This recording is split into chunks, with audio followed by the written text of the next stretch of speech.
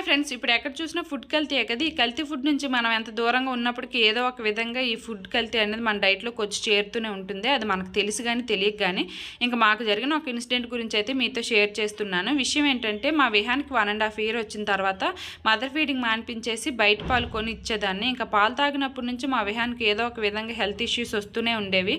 నేనేమో mother feeding మాన్పించడం వల్ల ఇలా జరుగుతుందేమో అనుకునేదాన్ని. ఇంకా రిపీటెడ్గా జరగడం వల్ల డాక్టర్ దగ్గర తీసుకెళ్తే వీడికి ఫుడ్ పాయిజన్ అయిందని చెప్పాడు. ఇంకా ఫుడ్ పాయిజన్ ఏ విధంగా జరిగిందని ఆలోచిస్తే నాకు పాలు పైన డౌట్ వచ్చింది. ఇంకా పాలనని అడిగితే నేను మంచి పాలే పోస్తున్నాను మేడం అని చెప్పాడు. కానీ ఒక 2-3 months చూసి తర్వాత మా విహాన్కి అయితే పాలు మానిపించేశాను. ఇంకా పాలు మానిపించినప్పటి నుంచి మా విహాన్ హెల్తీగానే ఉన్నాడు. మన పిల్లలకు పాలు ఇస్తాం కదా, అవి మంచివో చెడ్డవో అన్నది చెక్ చేసుకోవడం చాలా అవసరం. ఎందుకంటే మనకేం జరిగినా మనం భరించగలం, కానీ పిల్లల విషయంలో భరించలేం కదా.